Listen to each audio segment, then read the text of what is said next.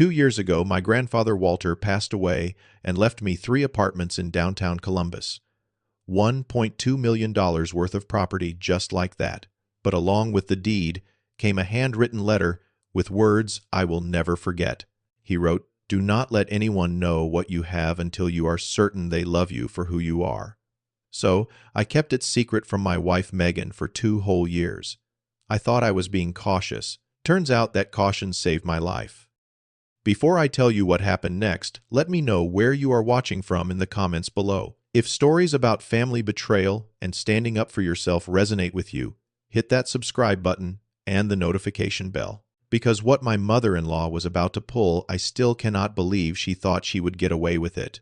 But to understand why I was ready for her, I need to take you back to the beginning, to the day I first met Megan and the red flags I chose to ignore.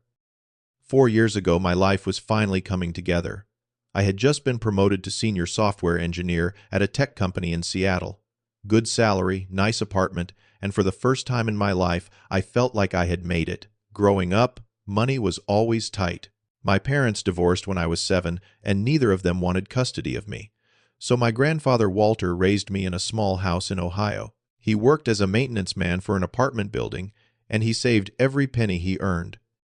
He taught me the value of hard work, patience, and most importantly, caution. But on that particular Tuesday afternoon, all of his lessons went straight out the window. I was sitting in a coffee shop near Pike Place Market working on my laptop when she walked in. Megan. She had this smile that could light up a room, the kind that makes you forget your own name. She was wearing a simple blue dress, her hair falling in soft waves past her shoulders. When she accidentally bumped into my table and spilled my coffee, she apologized so profusely that I could not help but laugh. "Let me buy you another one," she said, her cheeks flushed with embarrassment. "Only if you sit and drink it with me," I replied. That was how it started. She told me she worked at an art gallery downtown, that she dreamed of opening her own gallery someday. She talked about art like it was magic, her eyes sparkling with every word. And when I asked her what she wanted in life, she said something that made my heart skip. "I do not care about money, Isaiah. I just want someone who sees me for who I am." I believed her. God help me, I believed every word. We dated for 3 months before she introduced me to her mother. Diane lived in a suburb about 40 minutes outside the city, in a house that had seen better days. The paint was peeling, the lawn was overgrown, but Diane spoke about her family like they were royalty. "Old money," she claimed, though I never saw any evidence of it. The moment I walked through that door, I felt her eyes on me, measuring, calculating. She did not ask about my hobbies or my dreams. Her first question was direct and cold. "So, what do you do? How much do you make?" I told her I was a software engineer, that I made a decent living. She raised an eyebrow. "Just decent. My daughter deserves the best, you know." Megan jumped in, telling her mother to stop interrogating me. Diane smiled, but it did not reach her eyes. On the drive home, Megan apologized for her mother's behavior. "She is just protective," Megan explained. "She wants to make sure I am taken care of." I let it go. Every mother worries about her daughter, I told myself. It meant nothing. 1 year into our relationship, I got the call that changed everything. Grandpa Walter had suffered a heart attack. By the time I landed in Ohio, he was already gone. I stood in the hospital room holding his cold hand, and I cried like I had not cried since I was a child. This man had given me everything. He had sacrificed his own comfort so I could go to college, so I could have a future, and now he was gone. Megan did not come with me. She said she could not get time off work, that the gallery needed her. I did not push. I was too consumed by grief to argue. The reading of the will took place 3 days later. My old college friend, Marcus, had become a trust and estate attorney, and he handled Grandpa Walter's affairs. When he read the contents of the will, I nearly fell out of my chair. 3 apartments in downtown Columbus, fully paid off, currently rented out to long-term tenants. Total estimated value, $1.2 million, plus a savings account with another $80,000. But it was the handwritten letter that broke me. Isaiah, it read, "You are everything to me. These apartments are my life's work, and I leave them to you. But I must warn you, son, Do not tell anyone about this inheritance until you are absolutely certain they love you for who you are, not for what you have. I lost your grandmother because of money. People I thought were friends turned into vultures when they found out what I had. Learn from my mistakes, protect yourself, and when you find someone who loves you for your heart, not your wallet, you will know. Until then, keep this secret. Trust me. I sat in Marcus's office for a long time after that, turning the letter over in my hands. Megan's face flashed in my mind. Her words echoed. I do not care about money, but Diane's sharp eyes were there too, calculating, assessing. I made my decision. I asked Marcus to place all 3 apartments in an irrevocable trust with me as the sole beneficiary. This way, even if I got married, the properties would remain separate from any marital assets. Marcus handled everything quietly and efficiently. The rental income went into a separate account that Megan knew nothing about. I continued living on my software engineer salary, never changing my lifestyle, never giving any hints. When I proposed to Megan after 2 years of dating, she said yes, with tears streaming down her face. I thought they were tears of joy. Maybe some of them were. But looking back now, I wonder if she was already doing the math in her head, wondering how much she could get out of me. The wedding planning revealed the first cracks. Megan wanted a grand celebration at a 5-star hotel. When I told her we could not afford $50,000 for a wedding, her face fell. Can you not dip into savings or something, she asked. I told her I did not have that kind of savings. We compromised on a $15,000 ceremony, which I thought was still extravagant.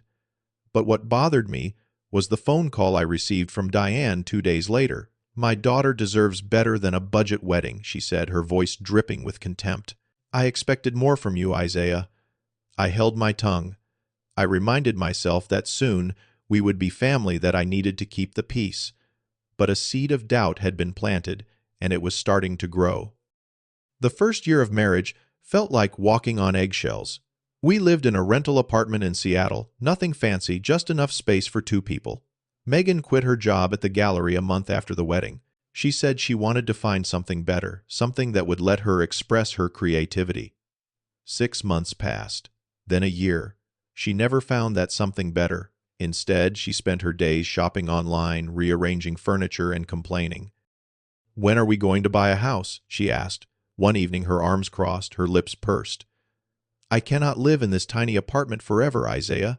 My friends all have houses. What am I supposed to tell them? I explained that we needed to save more, that buying a house in Seattle was expensive. She rolled her eyes. You have been saying that for months. Are you even trying? What hurt most was not her words. It was the look in her eyes, like I had failed her, like I was not enough. Diane called every week without fail. I never answered, but I could hear Megan talking to her in the bedroom, her voice hushed and secretive. One night, I passed by the door and caught a fragment of their conversation. You need to find out what he is really worth, Diane said. There has to be something he is not telling you. Megan's response was too quiet for me to hear. But the fact that she did not argue, did not defend me, that told me everything I needed to know. I started being more careful after that. I checked my mail before Megan could see it. I made sure all documents related to the trust went to Marcus's office, not our apartment. I watched and I waited. Thanksgiving came, and we drove to Diane's house for a family gathering. Her brother Ray was there, a man I had met only once before. He was different from Diane, warmer, less calculating. He also drank too much wine. After dinner, Ray pulled me aside and led me to the back porch. The cold November air bit at my skin, but his words cut deeper. You seem like a good kid, he said, his speech slightly slurred. So I am going to tell you something, and you did not hear it from me. I nodded, my heart already sinking. Diane hired someone to look into you, a private investigator or something.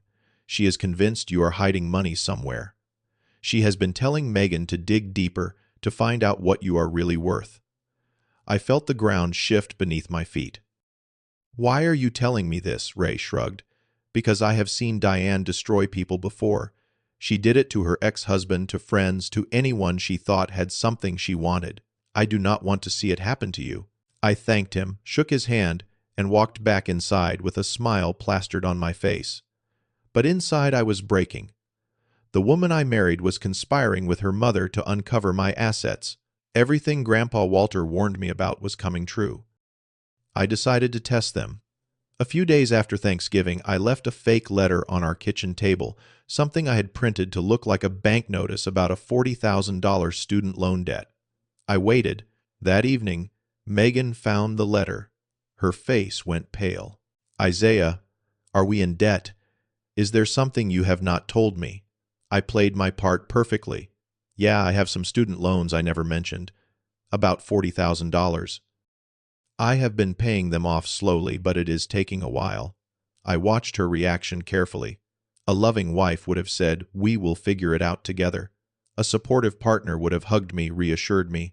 Instead, Megan looked like someone had pulled the rug out from under her. $40,000, she repeated, her voice flat. That night, after she thought I was asleep, I heard her on the phone with Diane. "Mom, he is in debt.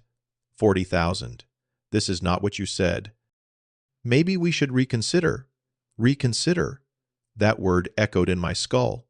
My wife was considering leaving me because she thought I was poor. The woman who swore she did not care about money was ready to abandon me over a fake debt. I did not sleep that night. I lay in the darkness staring at the ceiling, and I made a plan. I called Marcus the next morning and told him everything. He was not surprised. "I had a feeling something like this might happen," he said. "Good thing we set up that trust when we did. Washington is a community property state, but the trust keeps those apartments completely separate. She cannot touch them." Over the following months, I quietly gathered evidence. Washington state allows one-party consent for recordings, which meant I could legally record my own conversations without telling Megan. I captured phone calls, arguments, offhand comments. I saved text messages and emails.